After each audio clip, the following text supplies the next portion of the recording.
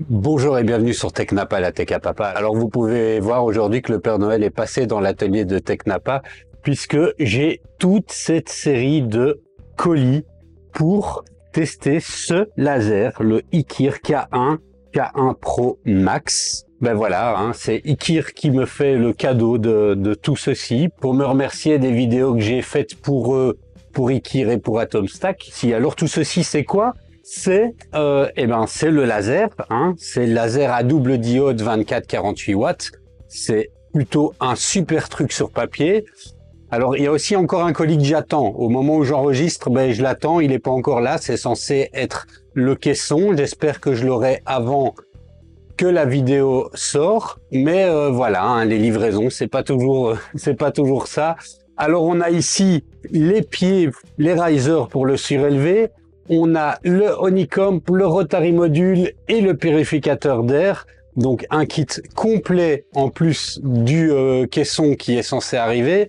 Un kit complet pour tester ce laser. Alors, est-ce qu'il est aussi bien que le premier laser que j'avais testé? Est-ce qu'il tient ses promesses en découpe en 48 watts? C'est ce qu'on va regarder ensemble tout de suite. On va commencer par les caractéristiques, évidemment, comme vous avez l'habitude sur ma chaîne. Et ensuite, on va déballer tout ça, regarder un petit peu ce qu'il y a dedans, le monter. On va regarder également les accessoires et on va faire quelques tests et je vous donnerai ma conclusion. Donc, on a un programme très chargé avec ce paquet cadeau de Papa Noël Ikir. Alors, je vous rappelle, en attendant, si vous voulez voir de plus en plus de tests comme ceux-ci, que ce soit pour des graveurs, des imprimantes laser ou d'autres produits technologiques, si vous voulez avoir plus de contenu, de tutoriels et autres, aidez-moi à maximiser la visibilité de la chaîne, partagez, likez, commentez et je vous retrouve après le générique. Bon, alors je rajoute un petit segment à mon intro pour pouvoir vous dire que vous avez vu que Ikir avait joué le Père Noël avec moi, Ikir joue aussi le Père Noël avec vous parce que ils viennent de me contacter pour me dire que puisque je sors la vidéo, alors je la sors demain au moment où j'enregistre ce segment, puisque je sors la vidéo demain avant le Black Friday, ils vont dans le cadre du Black Friday faire non pas une promo mais un cadeau à l'un d'entre vous, c'est qu'ils vont offrir un graveur K1 Ultra de 36 watts à un de mes abonnés qui aura commenté dans les commentaires de cette vidéo YouTube.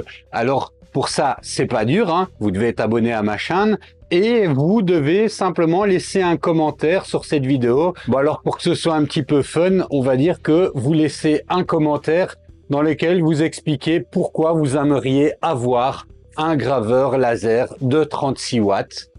Alors, un commentaire sera tiré au sort parmi ceux qui auront répondu à cette question. Je prendrai contact ou je demanderai à la personne gagnante de me prendre contact avec moi sur mon Messenger pour pouvoir me donner ses coordonnées que je transmettrai à la marque et qui vous enverra directement le laser. Et voilà, donc maintenant, je vous dis vraiment à la suite de la vidéo après le générique.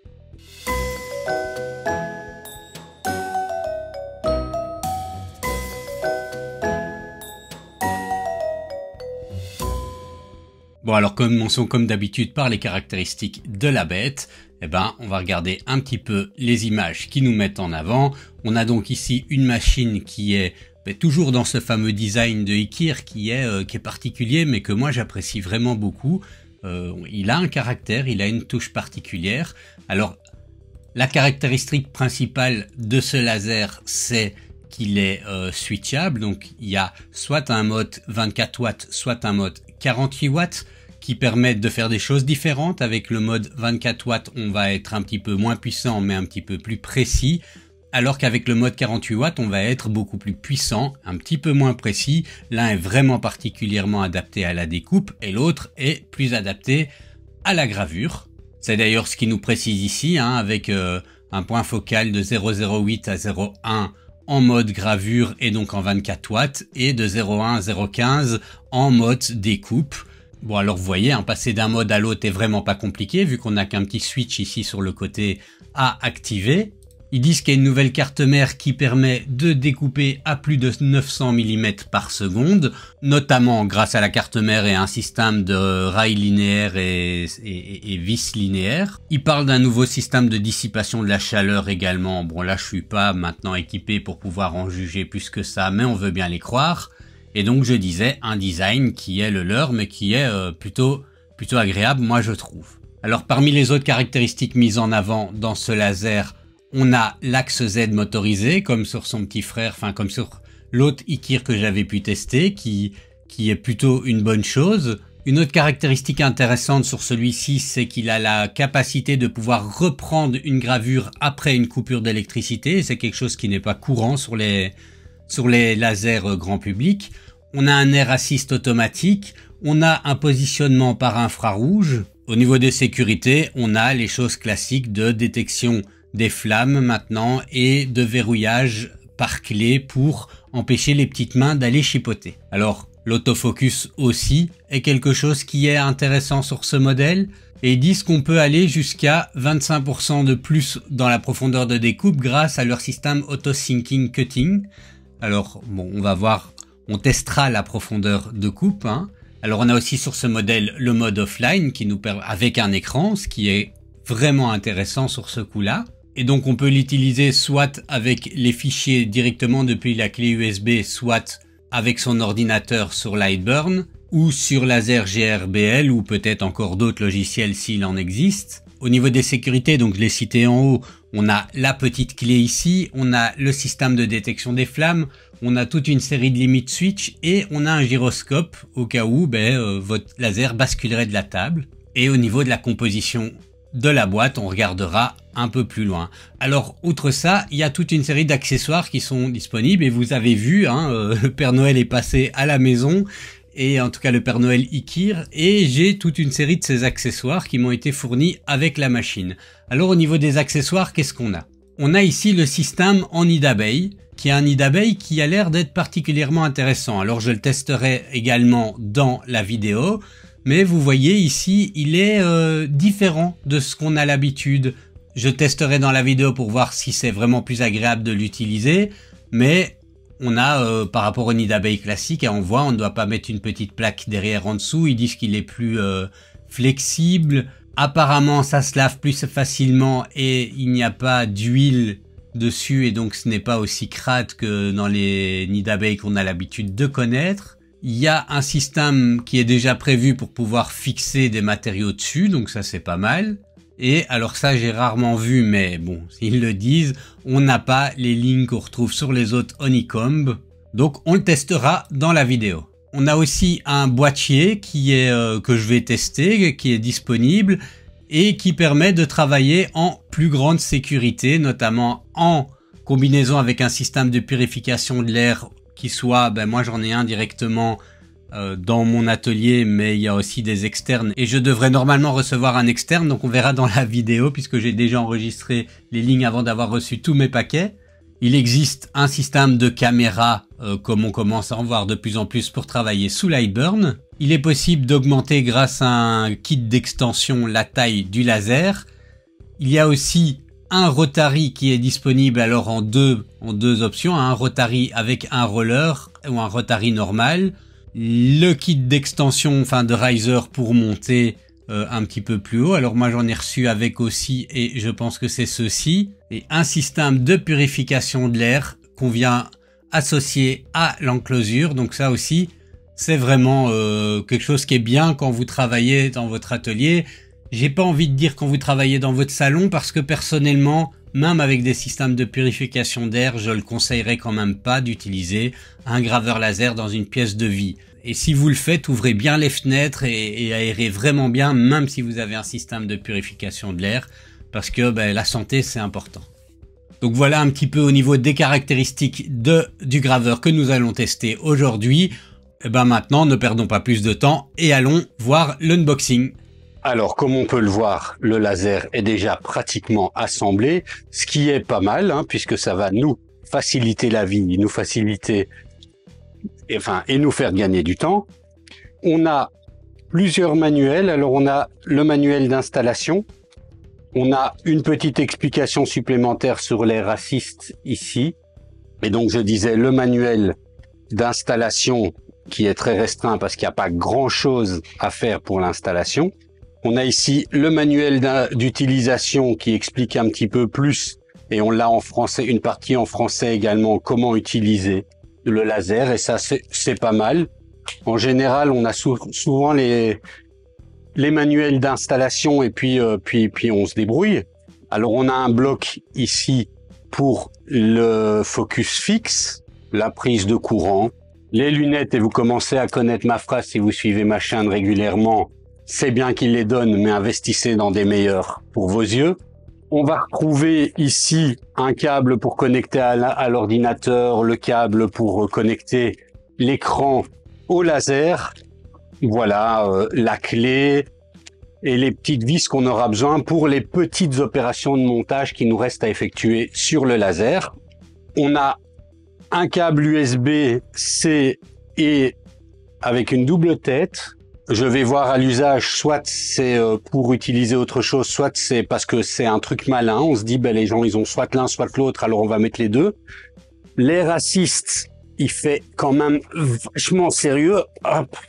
Quand on voit la boîte que c'est, on a une proposition qui semble quand même très, très, très solide. Bon, le bloc d'alimentation et le tube pour les racistes. L'écran qui est magnétique et qui vient se fixer sur le laser comme chez son petit frère. La tête du laser qui est impressionnante. Alors si on va la regarder d'un petit peu plus près, on a ici le switch pour passer de 48 à 24 watts. Et tout le reste est bien protégé. Il y a un bouclier. On a ici le petit capteur pour faire l'autofocus. Nous avons ici à l'intérieur l'axe X, alors il n'est pas facile à sortir. Bon, on va le sortir après, l'axe X. Donc on va avoir le cadre. Voilà, on a le cadre qui est complètement assemblé, qu'il faudra un petit peu régler, rajouter une ou deux petites choses, mais globalement le cadre est complètement assemblé. Et on a l'axe X. Alors ici ça bouge parce qu'on doit encore l'attacher, c'est normal, c'est comme chez son petit frère. Et on a ici la molette de réglage de la hauteur, mais il y a également l'autofocus dessus. Alors si on regarde la suite dans cette boîte, qu'est-ce qu'on a? Eh ben on a le honeycomb, et alors le honeycomb il va falloir le construire, puisque c'est un honeycomb particulier en latte, comme je vous ai montré dans la partie caractéristique. Donc eh ben dans la partie montage on regardera ça. On a des pièces, de la visserie pour construire un honeycomb. C'est la première fois de ma vie que je vais construire un honeycomb, mais il faut toujours un début à tout. Alors le paquet d'après, j'ai quand même déjà ouvert pour voir ce que c'était, mais on a donc ici le Rotary Chuck qui est donc un accessoire qui va me permettre de faire du Rotary. Alors j'en ferai un petit peu pour tester l'accessoire, mais c'est pas quelque chose que j'ai l'habitude de faire. Donc je pourrais vous dire aussi si c'est plutôt facile à utiliser ou non. Et donc voilà en gros à quoi ça ressemble. Comme vous voyez, c'est plutôt massif, alors c'est dans les mêmes couleurs que le laser, donc vous allez me dire tant mieux. Mais voilà, on le testera en profondeur. Alors bon, je vais pas faire un unboxing complet de ça. Je peux vous montrer qu'est-ce qu'on a. On a ça et on a les accessoires et la visserie qu'il faut pour le faire fonctionner. C'est pas ce qu'il y a de plus intéressant à détailler. Juste peut-être s'arrêter sur le manuel, puisque ça a l'air d'être pas mal complet. Il est en plusieurs langues. On l'a en anglais, en allemand, en français, en italien, en espagnol, en russe. Bref, on l'a dans plein de langues. Alors, dans cette boîte, c'est le purificateur d'air qui est associé à la machine. Et donc, ça, c'est aussi un plus appréciable. On va regarder un petit peu à quoi il ressemble. On a donc une boîte où tout a l'air bien emballé avec un manuel qui est dans la même ligne. Alors, il y a des choses, c'est amusant, c'est ici, il faut gratter pour... Non, c'est juste un autocollant qu'ils ont mis. Mais je me demandais si on avait gagné quelque chose à à une espèce de tombola, mais donc non, voilà, on a un purificateur d'air qui est là. On va le regarder d'un petit peu plus près. Alors, comme vous voyez, il est plutôt bien emballé. Et par contre, c'est massif, hein. Ça ressemble pas au petit purificateur qu'on voit dans les petites imprimantes 3D. On est sur quelque chose qui est quand même costaud. C'est pas en espèce de métal scintillant comme le laser, mais on reprend quand même la couleur bleue.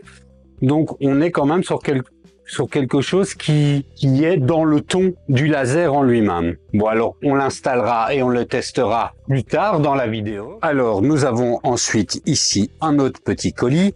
Et ça, ce sont des risers. Donc, vous voyez, on en a 4. Ils sont plutôt mignons, hein, des petits risers qui sont adaptés au laser. Bon, alors voilà, quelques jours plus tard et après avoir tourné déjà la plupart de ma vidéo, le caisson est enfin arrivé. Donc, merci les livreurs de l'avoir fait en dernière minute. Et quand je dis quelques jours plus tard, c'est que je comptais sortir la vidéo demain. Et donc, je vais devoir rajouter un segment dans ma vidéo qui était en fait déjà prête. Donc, et pour éviter les faux raccords, vous avez vu, j'ai mis le même pull.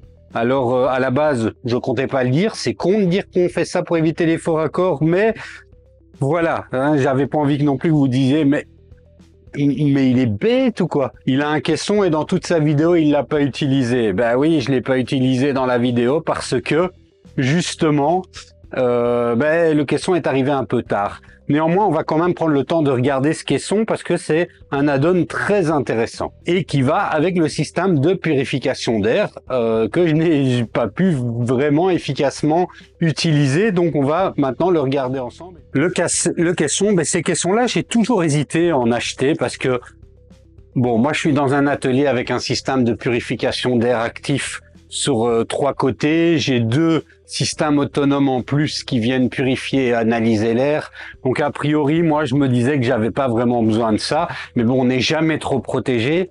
Et j'hésitais avec ces caissons un peu en tissu parce que j'avais l'impression que c'était des trucs un peu brôles et un peu fragiles. Et ben maintenant voilà, ils me l'ont envoyé et je constate qu'en fait ça n'a pas l'air aussi brôle que ça. Déjà, celui-là, il fait 7 kilos, comme ça. Donc, on est sur quelque chose qui a l'air assez costaud, en tout cas en matière de poids. Alors, on va le déballer et regarder un petit peu ce qu'il en est. Donc, vous pouvez voir qu'il est comme ça dans un nylon assez épais. À l'intérieur, il est doublé d'un matériau ignifuge. Et nous avons des panneaux en acrylique. Alors, par contre, les panneaux... La feuille protectrice, eh ben, elle tient les agrafes. Enfin bref, vous voyez ce que je veux dire. C'est un peu compliqué de retirer la feuille de protection. On y arrive quand même. Pour le construire, c'est pas très compliqué. C'est comme une espèce de petite tente. On le met avec la partie comme ça du tuyau vers le bas.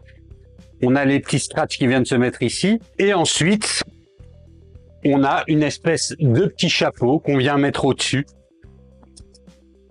Voilà, comme ceci, avec les scratchs. On a une partie comme ça aimantée. On a les petits scratchs ici sur les côtés qu'on vient attacher. Ceci tient comme cela. On vient faire pareil de l'autre côté. Et voilà. Ce système alors vient se mettre sur notre table.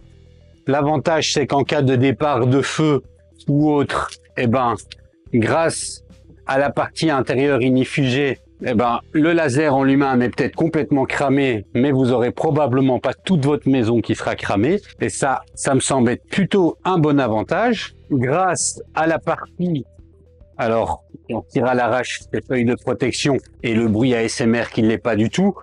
Donc, grâce à cette partie en acrylique, on peut surveiller le fonctionnement du laser. Voilà, comme ceci. Nous avons ce petit extracteur d'air. Donc ça, on va le mettre en fait depuis l'intérieur. On va le faire rentrer comme ceci. Et ça permettra d'attacher la buse. Et alors, on a aussi Vous voyez, de quoi laisser passer les câbles et des petits, je sais plus comment on appelle ça, enfin bref, des petits emplacements pour mettre des outils. Vous pouvez voir quand même que c'est assez massif, hein. Ça prend de la place, donc il faut prévoir de la place sur votre espace de travail pour pouvoir l'utiliser correctement. Alors l'installation, globalement, c'est vraiment pas compliqué. L'idée, c'est de venir attacher le purificateur d'air avec la petite grille. Hein, je vous avais montré, hein, on vient le glisser comme ceci. On fixe ça comme ça à la grille. Donc il faut retirer ceci. On vient le visser de l'autre côté. La grille va à l'intérieur du caisson. Et une fois qu'il est mis comme ça, ben, je viens tout simplement visser la grille de l'autre côté avec les petits écrous qui étaient fixés à l'origine dessus. Alors, on vient fixer la bande LED. Elle n'était pas sur le manuel, donc c'est peut-être quelque chose qu'ils ont mis après. Donc, on va la fixer où on veut. Alors, pour le moment, je vais la mettre comme ceci, ici. Et je verrai bien après, à l'usage, où est sa place la plus appropriée. Et ensuite, on va pouvoir venir mettre le purificateur d'air, enfin la buse et le purificateur d'air qui jusque-là s'ennuyait un peu beaucoup, puisque sans caisson, l'intérêt était plus limité. Alors pour ça, c'est pas bien compliqué, hein, vous voyez, on a la buse. La buse, a priori, on vient la fixer là avec le collier de serrage. Donc voilà, une fois qu'elle est fixée, on met le collier de serrage. Donc voilà, une fois qu'elle est fixée, on prend le collier de serrage et on vient le serrer. Voilà, comme ceci. Et puis on vient tout simplement faire pareil de l'autre côté avec l'autre partie de la buse. Alors mettez quand même le collier de serrage avant, sinon vous n'arriverez pas à le mettre et à le serrer. Et donc ensuite, on vient serrer le collier de serrage. Et voilà, une fois que c'est installé, avec le purificateur d'air, bon, on peut venir l'enrouler un peu sur lui-même comme ceci, si on veut gagner de la place. Mais le tube est quand même relativement rigide, donc...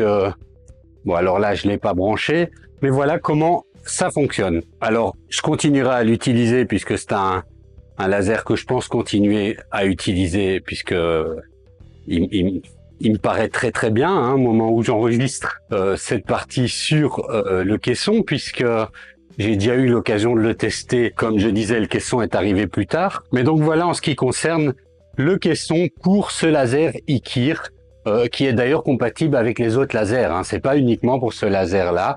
Vous pouvez très bien l'utiliser pour les autres lasers IKIR et en fait même fondamentalement pour n'importe quel autre laser qui rentrerait dans le gabarit. Bon, alors la partie montage pour ce laser va être très très rapide et j'ai envie de dire heureusement parce que sinon cette vidéo prendrait 10 heures vu les autres accessoires que j'ai à monter. Donc la première partie consiste à venir mettre le laser vers le bas et venir abaisser pour bien aligner les axes Y. Ensuite on replace le laser comme ceci et on vient retirer ici le couvercle de l'axe X. On vient positionner au-dessus des trous, comme ceci. Et après, on vient prendre les vis adéquates. Dans ce cas-ci, les vis de l'étape 3. Et on vient tout simplement visser l'axe X. Alors, je visse toujours en croix.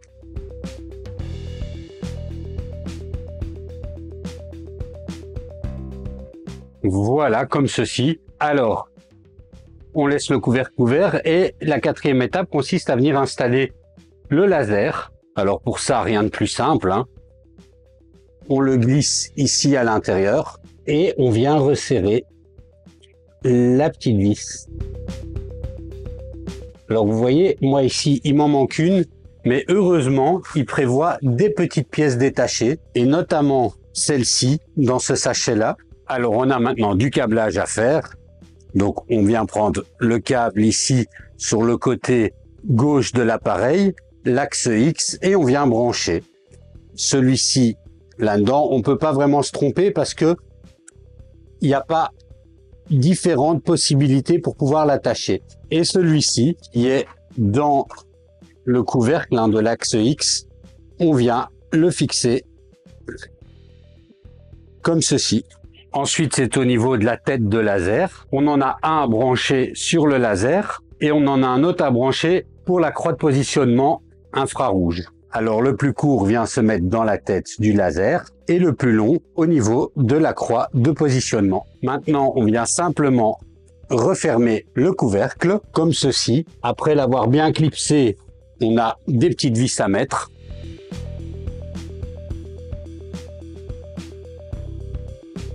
Et voilà, le laser en lui-même est construit, vous voyez, c'est pas plus compliqué que ça. Il nous reste une toute petite chose à faire, c'est de venir prendre l'écran qui est magnétique, hein, vous voyez, il vient se clipser là comme ceci, et attacher le câble HDMI de l'écran vers le boîtier de contrôle. Donc, comme ceci, vers là. Et voilà, un tout beau laser, tout prêt à travailler. Alors, il nous reste le montage de l'air assist. Alors, pour ça, c'est vraiment pas compliqué, hein. On vient prendre le panneau de l'air assist. On a deux choses à brancher. On a un câble électrique qui va partir de l'air assist vers le boîtier de contrôle. Et ensuite, on a le tube de l'air assist qu'on vient brancher d'un côté dans le boîtier de contrôle de l'air assist et de l'autre côté dans la tête du laser. Alors, il nous reste à fixer ces petits trucs pour que ce soit propre au niveau du câble management et ils sont autocollants, donc c'est parfait. Alors, pour le placer, on vient s'assurer que la tête puisse bouger d'un côté comme de l'autre. Et voilà, l'air assist est installé avec le tuyau fixé. Le laser est presque opérationnel. Alors, avant de regarder l'interface et de le brancher, on va construire les autres accessoires. Alors, parmi les autres accessoires, on a le honeycomb et on avait vu que le honeycomb, ce coup-ci, n'était pas, il suffisait pas de le sortir de la boîte et de le placer en dessous. Il y avait quand même un peu de travail. Alors, on va regarder un petit peu quel est le travail que nous devons faire et on voit que notamment, on a ici cette espèce de plaque impressionnante. Alors, on va commencer déjà par couper tous les petits trucs comme ceci, hein. On a ceci également et on a ici d'autres parties emballées dans un plastique. Alors, genre de plastique que je déteste, de la cellophane qui colle bien. 8 hours later. On peut retirer les colsons de ceci et on peut commencer le montage. Alors, pour le montage, on va commencer par prendre ceci, on en a un avec écrit L et un avec écrit R, donc gauche et droite, c'est très bien. Il viendra donc se mettre comme cela, et on a des petites vis comme ceci, donc dans un sachet écrit étape 1, et puis on le construit, hein, il suffit de suivre le manuel, c'est pas très compliqué.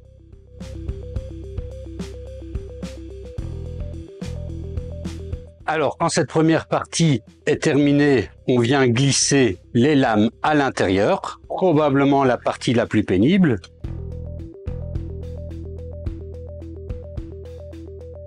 Et voilà, une fois que cette partie-là est faite, on vient mettre les lames intermédiaires.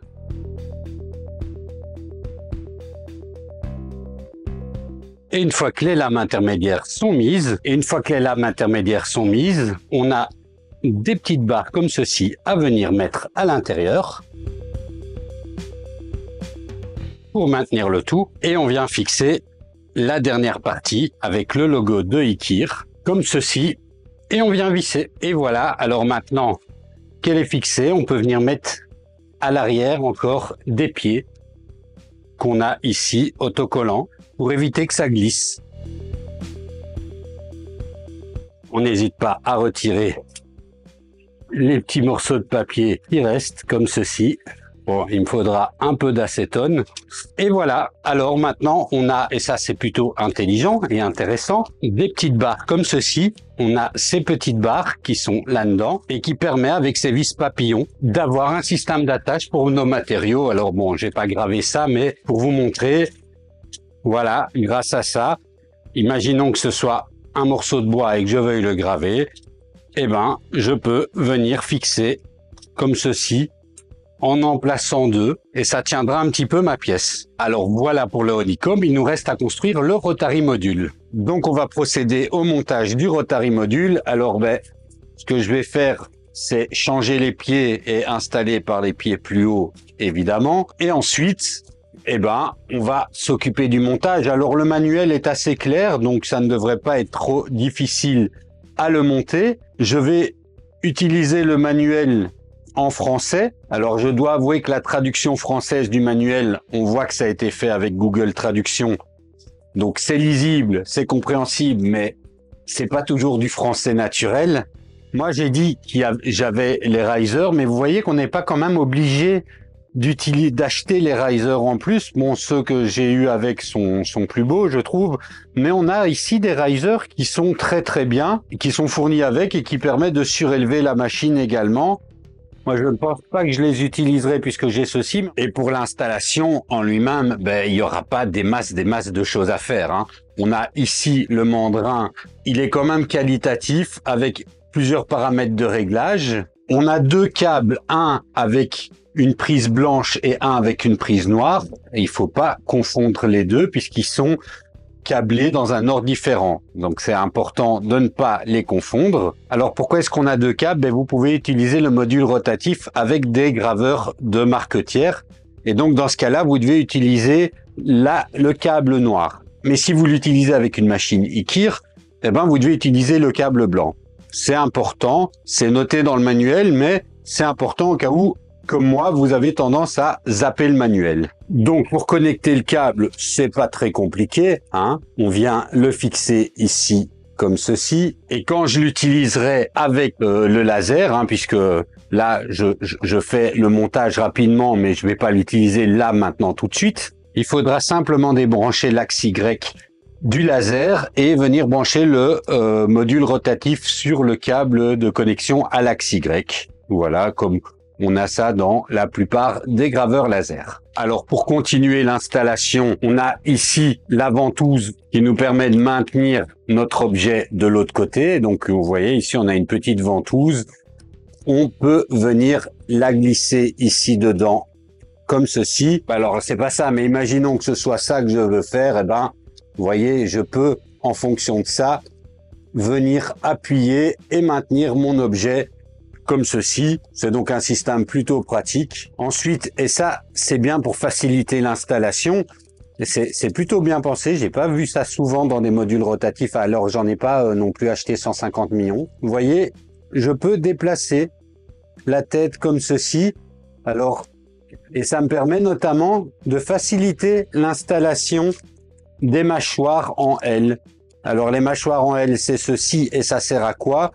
Eh ben, ça sert à s'adapter, on en a plusieurs, et ça permet de s'adapter au diamètre de l'objet cylindrique qu'on va vouloir graver, pour les faire tenir, hein, tout simplement. Et on a comme ça deux sortes de mâchoires en L, en fonction de l'objet qu'on va vouloir graver. Et donc, on met simplement ça comme ça, et on vient visser avec les petites vis que nous avons reçues. Et une fois que ceci est fait, imaginons que je veux travailler sur un verre comme cela, je viens simplement desserrer la mâchoire. Je viens simplement positionner mon verre, hein, vous voyez, donc là il tient, je resserre un peu la mâchoire et je bascule comme ceci et voilà, j'ai mon Rotary module. Alors là, j'ai pas besoin de la colonne de maintien, mais si j'avais besoin de la colonne de maintien, j'aurais pu simplement venir la positionner là comme ça, pour vous montrer, hein, je vais mettre mon verre de l'autre côté, je vais le mettre comme ceci par exemple. Alors, c'est pas la meilleure manière pour mettre son verre, c'est juste pour vous montrer la colonne de maintien. Voilà. Disons que j'ai mon verre comme ceci. Et là, je viens mettre ma colonne de maintien que je visse. Et voilà. Voilà pour le Rotary module. Alors, comme vous voyez, rien de vraiment compliqué du tout. On va maintenant s'intéresser à l'installation du laser dans Lightburn. Bon alors pour configurer le laser dans Lightburn, hein, c'est pas très compliqué, on vient cliquer ici sur la petite case appareil et on vient simplement cliquer sur trouver mon laser. Alors il faut évidemment que le laser soit branché par USB et allumé pour que ça fonctionne. Après quelques secondes où il recherche le laser, il devrait le trouver, voilà comme ceci. Il a bien détecté les dimensions de travail de mon laser et je clique simplement sur ajouter un appareil. Je lui donne le nom que j'ai envie, ici ce sera IKIR Pro Max. Moi je préfère décocher l'autoguidage au démarrage, mais c'est une question de choix. Et voilà, c'est terminé, c'est pas plus compliqué que ça. Alors vous voyez, maintenant je viens choisir dans la liste mon IKIR Pro Max. Je clique sur un autoguidage et là j'entends qui se met en route tout seul pour venir faire le homing. Donc c'est déjà configuré. Alors outre le fait de l'installer dedans, hein, ce laser dispose de quelques fonctionnalités qu'on va aller configurer dans Lightburn. Alors une des particularités de ce laser, c'est qu'il a un autofocus. Et donc il va falloir configurer quelque chose pour permettre à cet autofocus de fonctionner. Alors on va déjà faire une macro. Pour ça, on vient cliquer ici sur fenêtre et on vérifie que la fenêtre console est bien activée. Puisque c'est le cas, on va venir dans la console. Vous verrez en cliquant dans la console, on a toute une série de petits raccourcis. Ici, vous voyez le bouton macro. On clique droit dessus et ça va nous permettre d'avoir un champ éditable. Dans ce champ éditable que vous voyez là, on écrit le nom de notre macro, par exemple autofocus, et on écrit cette commande ESP 500 entre brackets. Voilà, tout simplement.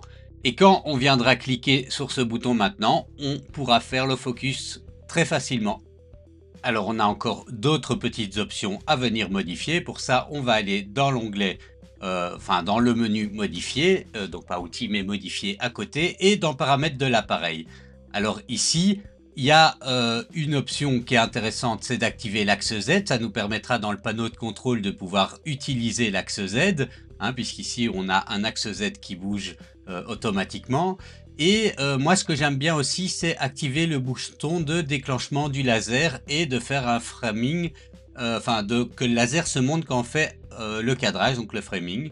Donc voilà, et on a encore une option qu'on va devoir régler tout à l'heure, c'est décalage du pointeur, mais pour ça il va falloir trouver une valeur. Alors a priori la valeur par défaut c'est 45-46 avec ce laser Ikir, mais je vais vous montrer comment on trouve cette valeur. Premièrement, je viens dessiner un trait horizontal que je vais, auquel je vais donner une largeur de 60 mm et que je viens positionner en 0,0.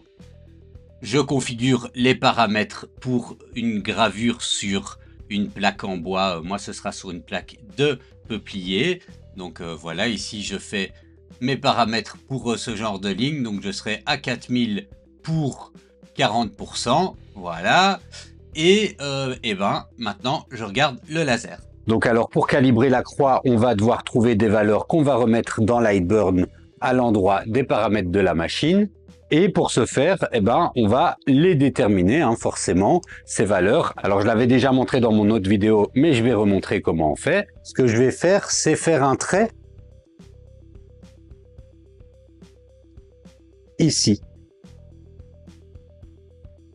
Bon, hop. En mettant bien un point au niveau du centre de la croix. Je retourne dans Lightburn et je lance la gravure de mon trait. Voilà, c'est très simple. Et maintenant, c'est tout facile.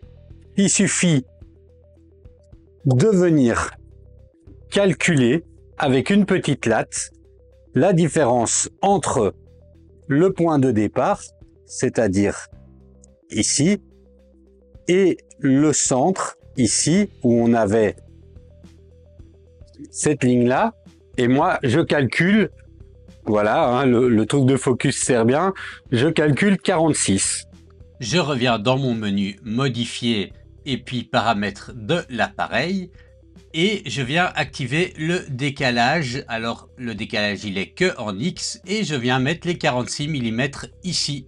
Et voilà, et maintenant, vous pourrez vous servir du repère infrarouge pour pouvoir savoir quel est le point d'origine de la gravure. Bon, alors voilà, à l'interface, on peut venir changer la langue, mettre en français, en anglais.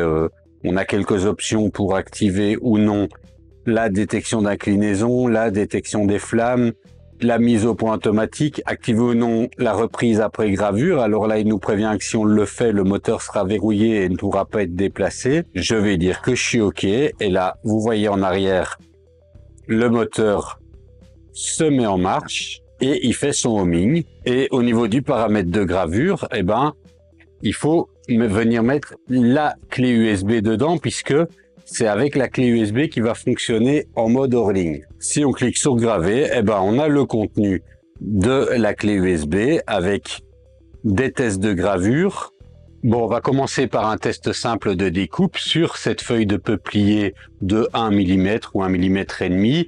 Et je vais faire 2 petits ronds et je vais en faire un avec les racistes et un sans les racistes. Et on va voir un petit peu les différences entre les deux.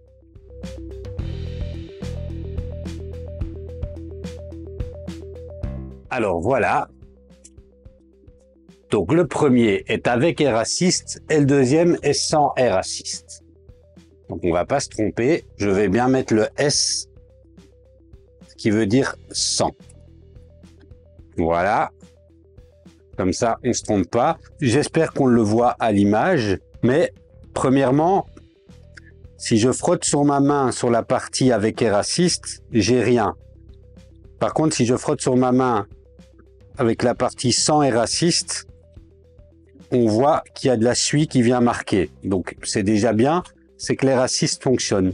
Ensuite, sur la pièce sans air assist, on voit que sur les côtés, on a un petit débordement qui est pas net. Alors qu'ici, c'est net, c'est 100% net. Alors ici, on va faire un test de découpe avec du bois comme ceci. Et on va un peu faire joujou avec. Et je vais donc découper celui-là avec le laser 48 watts. On va voir si il découpe dedans sans difficulté. Je viens d'abord faire mon autofocus. Alors pour ça, j'ai ma macro et je vais faire un test de découpe avec l'air assist activé.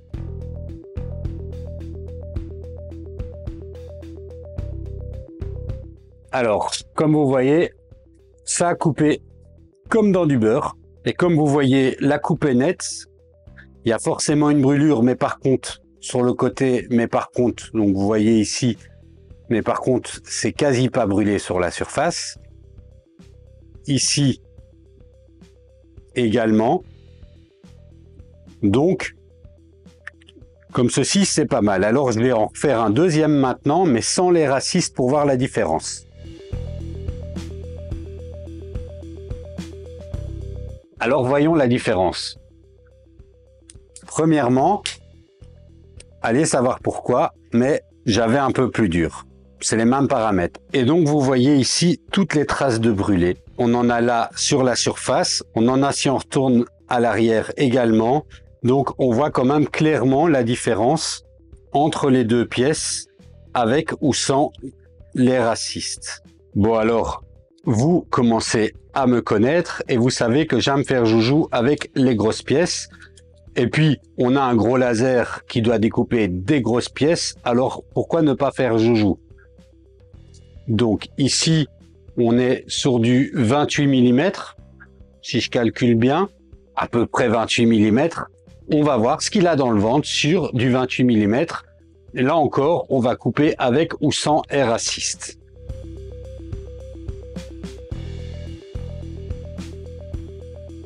Alors, voyons voir le résultat. Déjà, je ne sais pas si vous pouvez voir le résultat de l'air assist. Je crois que je ne dois pas vous dire lequel a l'air assist et l'autre ne l'a pas. Je pense que c'est assez évident. Et on peut voir, alors on n'a pas réussi en une passe de tout couper, mais quand même la profondeur est énorme, hein. Alors je vais recommencer à côté, mais en mode 24 watts. Comme ça, on va voir un petit peu la différence de profondeur, mais par contre, on a compris pour les racistes, donc je ne vais plus forcément faire le découpage avec ou sans les racistes.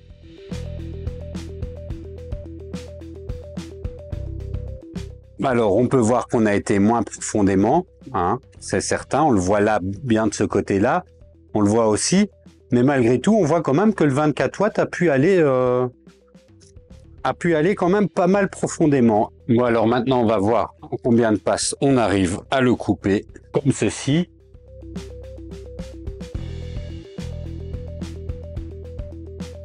Alors, en 4 passes, on l'a eu. Bon, on l'a eu en 4 passes, mais comme vous voyez, en gros, il a commencé à brûler pas mal à partir d'ici. Donc, on est à peu près à 2 cm, donc à 20 mm de coupe. Et donc, c'est quand même vraiment pas mal. À mon avis, on aurait pu l'avoir en une passe à 20 mm de coupe. Bon, alors on a évalué un peu sa capacité de découpe et ce que je vais faire aussi maintenant, c'est regarder. Alors ici, on a une latte en aluminium et j'ai mis un petit peu de marqueur permanent, un petit peu comme ceci. Et je vais faire un petit motif dessus et on va voir ce que ça donne.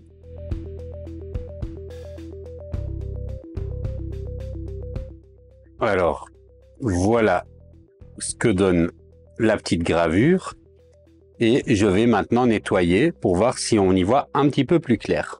Et voilà, après nettoyage, ce que ça donne. Donc, vous voyez, on est quand même sur vraiment des détails très très fins. Et là, c'est marqué dedans, quoi, hein, grâce au procédé chimique avec le petit marqueur permanent et le laser, ça vient s'incruster dans le métal.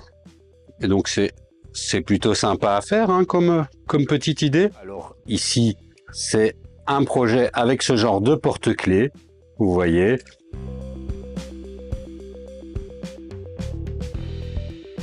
Alors ici, on a ce petit porte-clés minimaliste, hein, c'est une espèce de petit sapin de Noël, mais très minimaliste, comme ça, avec des traits très très fins. Voilà, j'avais envie d'essayer ça. Alors maintenant, je vais graver sur cette planche à découper un petit motif.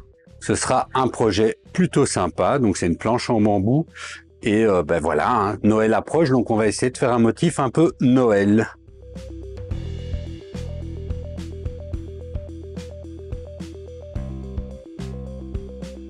Et donc voilà hein, ce que ça donne. Alors, on a notre petite planche à découper avec un petit joyeux Noël dessus. Donc, c'est plutôt sympa. Et c'est une belle réussite.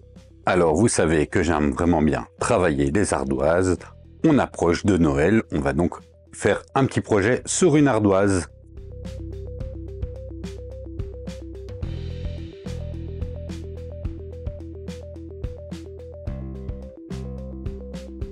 Bon alors, comme on peut voir, ça donne toujours des résultats merveilleux. J'adore ce genre de truc. Et donc, ici, on a une belle ardoise sous plat pour les fêtes de Noël.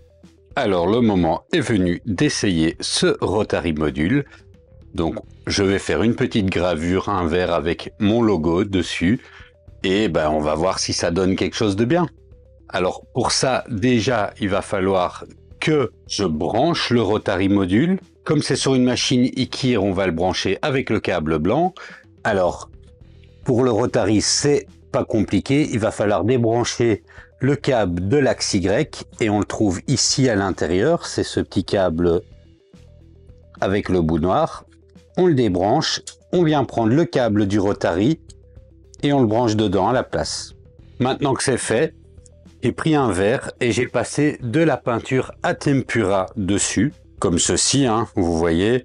Et je vais tout simplement venir attacher le verre à mon Rotary. Alors, je vais le mettre comme ceci, je pense, et je viens serrer le mandrin. Alors, j'aurais pu me faciliter la tâche en faisant ça. Voilà, il tient bien. Je le remets comme ceci. Je viens évidemment régler un minimum le laser pour qu'il passe au-dessus du Rotary. Alors vous voyez là, j'ai pas encore assez de hauteur, donc je peux encore un petit peu jouer en bougeant manuellement. Comme ceci, il passe au-dessus et il pourra faire un autofocus. Ensuite, c'est dans Lightburn qu'on va gérer tout ça. Alors, on va installer le Rotary dans Lightburn. Alors pour ça, on vient cliquer sur l'icône avec la petite roue crantée, hein, vous voyez celle-ci. Et quand on clique dessus, on arrive à un menu. Et dans ce menu, on va pouvoir choisir l'option afficher la rotative à l'écran principal ou quelque chose comme ça, dans la fenêtre principale, voilà. Donc on l'active, on coche dessus et on fait OK. Et vous voyez qu'on a maintenant une nouvelle option ici, activer la rotative. Donc on va le faire ici. Et maintenant la seconde étape, c'est de régler la rotative. Alors pour ceci, on vient cliquer dans Laser Tools et puis configuration de la rotative. Alors on sélectionne le type de rotative, dans mon cas c'est un type mandrin, donc je sélectionne mandrin. Je suis bien sur l'axe Y puisque c'est l'axe Y qui va tourner. Donc là, on ne bouge pas ceci. On vient indiquer une valeur qui est reprise dans le manuel ici, qui est de 160 mm par rotation. Et il va falloir aller calculer le diamètre de l'objet. Alors dans mon cas c'est 75 mm, on pourrait aussi choisir directement d'indiquer la circonférence, hein. C'est vous qui voyez, on peut appuyer là pour faire un test pour voir s'il fait vraiment un tour de 360 degrés avec ces paramètres là, et une fois qu'on est d'accord avec ça, on clique sur OK.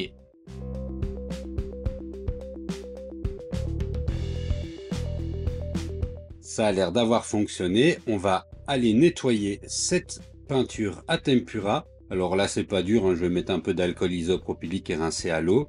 Et voilà le résultat une fois terminé. Comme vous pouvez le voir, eh ben ça permet quand même des sacrées choses. Bon alors voilà, j'ai enfin terminé avec le test de ce fameux Ikir et eh ben c'est une super machine et c'est la machine que je vais garder. Alors, je vais la garder, pourquoi? Parce que elle coche toutes les cases. J'ai envie de dire, la seule machine qui me donne envie par rapport à celle-là, c'est le Falcon 2 Pro de chez Creality. Et encore, il y a des choses, par exemple, le double laser 48 watts, 24 watts, qu'il n'y a pas chez le Creality et qu'on retrouve ici. Alors, la machine tout seul, déjà, je la trouve vraiment bien. Mais j'avais déjà été relativement séduit par le Ikir, donc le petit frère de celui-là. Eh ben, on retrouve la même chose, hein. C'est le même cadre, c'est le même fonctionnement, c'est la même structure. Il y a juste la tête de laser qui change, hein. Donc par rapport au K1 Pro que j'avais testé de 24 watts, ici on est sur le K1 Pro de 24 watts avec le switch vers le 48 watts. Donc d'où le nom Pro Max. Il y a aussi, et je le rappelle maintenant, puisque je fais la conclusion, on me l'a dit entre-temps, on a le concours sur ma chaîne, donc n'oubliez pas de mettre un commentaire, parce que en disant pourquoi vous devriez être le gagnant de ce concours, eh ben vous pourriez remporter un à peu près comme ceci, mais le K1 Ultra de 36 watts. Alors pas avec tous les accessoires que moi j'ai reçus, mais c'est quand même déjà un cadeau de 940 €, donc c'est vraiment pas mal. N'hésitez pas à le faire. Et pour ça, vous devez aussi être abonné. Donc si vous regardez et que vous n'êtes pas abonné, abonnez-vous. J'ai quand même 2-3 points d'amélioration à citer, mais vous verrez que c'est pas vraiment rédhibitoire, hein, par rapport à d'autres lasers que j'ai pu tester. Premièrement, le panneau, l'écran, il est magnétique, il est aimanté, mais je trouve qu'il manque un petit peu de force dans l'aimant. Donc il avait tendance à tomber. Voilà, je trouve ça un peu dommage. Et puis personnellement, moi j'utilise pas l'écran, donc je m'en fiche en fait. Et donc je l'ai désactivé, je l'ai retiré et voilà, j'utilise pas l'écran parce que je l'utilise connecté à un ordinateur directement dans mon atelier et que ça me va très très bien comme ceci. Alors malheureusement, vous avez vu, j'ai pas pu tester ce fameux caisson vraiment en fonctionnement. En fait, j'avais déjà fait mes rushs. Là maintenant, je fais un dernier segment pour enregistrer ma conclusion. Donc je l'ai testé entre temps et ça marche quand même vraiment du feu de Dieu. J'avais encore des odeurs et des odeurs de bois et un peu de fumée. Bon, même si je me protégeais et que j'avais ce qu'il fallait dans l'atelier, mais avec ceci, j'en ai quand même largement moins. Donc c'est plutôt bien. Je ne quittais jamais l'atelier quand j'étais occupé de faire une gravure ou une découpe. Et ben là, je me suis permis de le faire en essayant, en découpant, parce que je me dis, bon, ben, s'il y a un problème, la machine est cramée, mais a priori, ça me permettra de tester la solidité ou en tout cas la fiabilité de ce caisson. Ça n'a pas été le cas, j'ai pas eu de problème, donc très très bien. Le purificateur d'air ici, il fait un peu de bruit, mais bon, dans mon atelier, il y a du bruit tout le temps. Alors, c'est pas pour moi, c'est pas vraiment un problème, mais je dois le signaler parce que si pour vous c'est un problème, il faut le savoir quand même, hein, ça fait un peu de bruit, ce genre d'appareil. Au niveau du Rotary, alors j'avais eu beaucoup d'inquiétudes, j'ai pratiquement jamais utilisé un Rotary. Et la fois où j'avais essayé le Rotary, c'était sur le Falcon 2. Et d'ailleurs, vous n'avez pas vu de test parce que j'ai jamais réussi à le configurer comme il fallait. C'était toujours déformé, un peu... Bref, j'étais pas content. Et là, premier coup, premier essai, eh ben ça, vous avez vu le résultat, ça donne quelque chose de super. Donc c'était une courbe d'apprentissage pour moi, j'avais un petit peu peur, enfin, pas peur, mais c'était pas ma zone de confort, il fallait que je rentre dedans, j'avais jamais vraiment utilisé ces Rotary, et donc maintenant, je suis très content, à mon avis, je vais faire beaucoup joujou avec ce Rotary. Le point sur lequel je suis moins enthousiaste, c'est au niveau des accessoires, c'est sur le Honeycomb. Alors, personnellement, expliquez-le-moi dans les commentaires, à part le fait qu'il y ait la plaque d'aluminium qui est déjà intégrée dedans, je vois pas trop la valeur ajoutée par rapport au vrai nid d'abeille. Hein, parce qu'ici, on appelle quand même ça un nid d'abeille, mais il n'a pas une structure en nid d'abeille. Et moi, le vrai nid d'abeille que j'ai, eh ben, j'ai des petits clips à magnette qui rentrent dans les alvéoles, qui permettent de positionner même une petite pièce, parce que vous voyez ici, avec la longueur, ben, ça va pas, vous savez pas tenir complètement une petite pièce au centre, par exemple. Ça ne va pas avec le système d'attache qui est prévu. Donc, je pense que moi, je vais continuer à l'utiliser avec mon ancien Honeycomb. Alors, je dis pas qu'il est mauvais, hein. J'ai peut-être pas perçu l'intérêt de ce Honeycomb-là par rapport à d'autres, si ce n'est qu'ils disent que c'est moins sale parce qu'il n'y a pas de graisse dedans. Ok, voilà. Mais à part ça, voilà, moi, j'ai pas perçu un grand intérêt par rapport à ce plateau-là. Je ne vous décourage pas de l'acheter, c'est celui-là qui est vendu avec. Mais moi, c'est pas ce genre de modèle-là que j'aime bien. Alors, au niveau de la qualité de la construction et tout ça, ben, il n'y a pas grand-chose à dire et je renvoie à ma vidéo sur le K1 Pro. Ben, c'est la même chose. Moi, j'aime bien le côté un peu scintillant comme ça, du bleu un peu techos, j'ai envie de dire.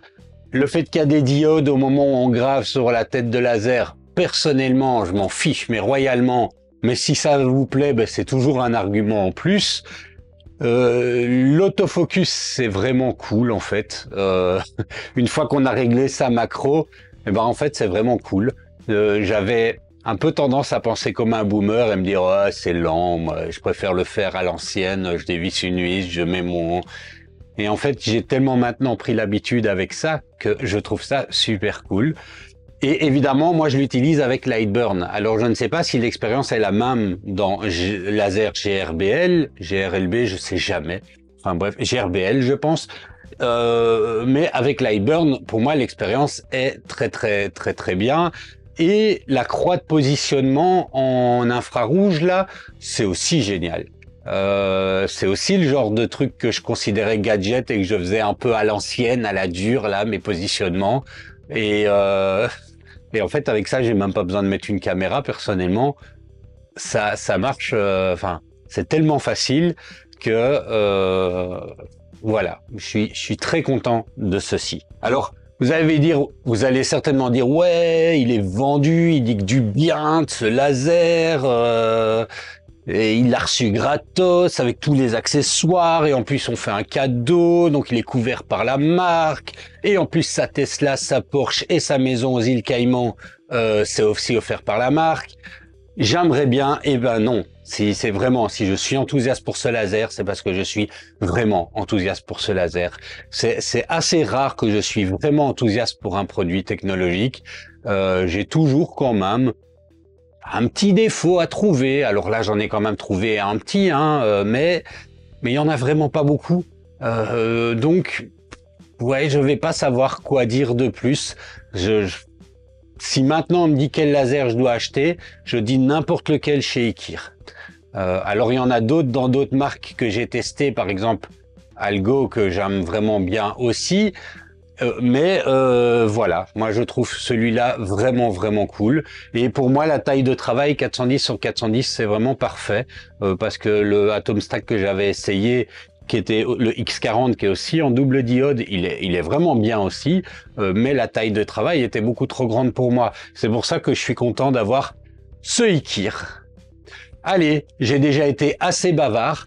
Je vous dis à la prochaine. N'oubliez pas le concours dans les commentaires. Hein, mettez-y des commentaires et enfin, il y aura un commentaire par personne qui sera validé. Hein, celui où vous écrirez la raison pour laquelle vous voulez avoir un laser de chez Ikir.